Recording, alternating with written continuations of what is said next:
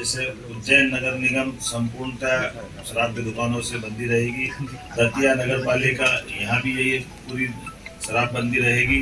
पन्ना, ये भी नगर पालिका है, नगर पालिका क्षेत्र में शराब की दुकानें बंद रहेगी। मंडला नगर पालिका, मुल्ताई नगर पालिका, मंदसौर पशुपतिनाथ की नगरी, ये भी इसी प्रकार से इनके साथ बंद रहेगी।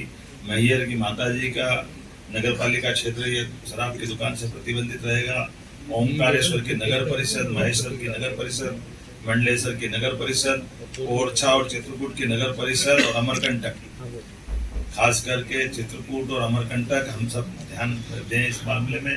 ये हमारी धार्मिक आस्था के ऐसे सभी केंद्र हैं, ये सभी नगर परिषदों में हमने शराब की इसी नीति के आधार पर दुकानें बंद करने का निर्णय किया। हमारी नगर परिषद के बाद ग्राम पंचायत सलकनपुर, जहाँ सलकनपुर माता का मंदिर है, इस पंचायत से भी शराब की दुकानें बंद कराएंगे। बरमान कला ग्राम पंचायत, लिंगा ग्राम पंचायत, बरमानपुर ग्राम पंचायत, कुंडलपुर ग्राम पंचायत और बांदकपुर ग्राम पंचायत, ये ग्राम पंचायतों से भी हम शराब की दुकानें बंद करेंगे। आपकी जानकारी में रहे कि मां नर्मदा के तट के दोनों तरफ के 5 किलोमीटर के दायरे में शराबबंदी की जो पूर्वत पॉलिसी है, उस पॉलिसी को भी हम जारी रखेंगे। इस पॉलिसी में कोई बदलाव नहीं आएगा। कुल मिलाकर के प्रदेश भर से जो मैंने आपके बारे में बताने का प्रयास किया है कि हम ये शराबबंदी का हिस्सा चलेंगे। एक मुख्य कारण यहाँ की बैठक करने का और भी था, कैबिनेट की बैठक का, जो नारी सशक्तिकरण की दिशा में हमारे यशस्वी प्रधानमंत्री की जो भावना है, गरीब, महिला, किसान और युवा, ऐसे में युवा और किसान की पॉलिसियां हमने मिशन मोड में पिछली कैबिनेट में लाए थे।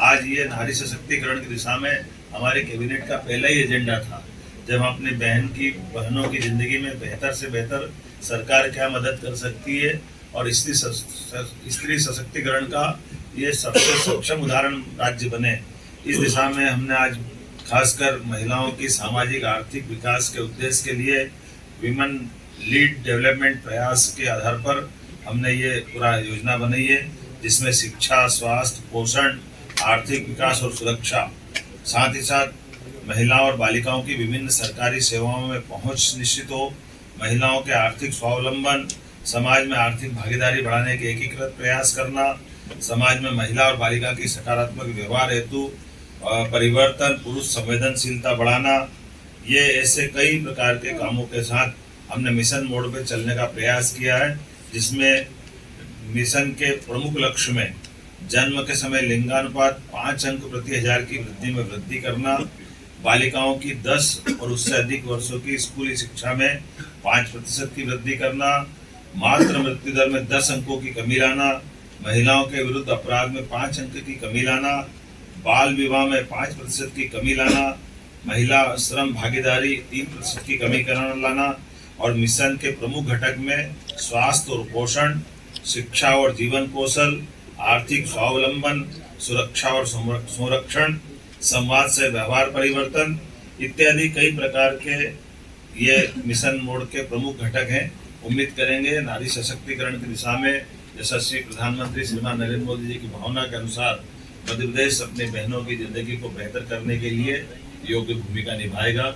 ऐसे और कई सारे विषय हैं, लेकिन आज तो आनंद है इस बात का कि आज पुनः 300 साल पुरानी राजधानी चैतन्य हुई। हमारी राजधानी का वो जो पुराना गौरव, होलकर साम्राज्य का समय का, आज वो हमको अपनी आंखों के सामने दिखाई दे रहा है।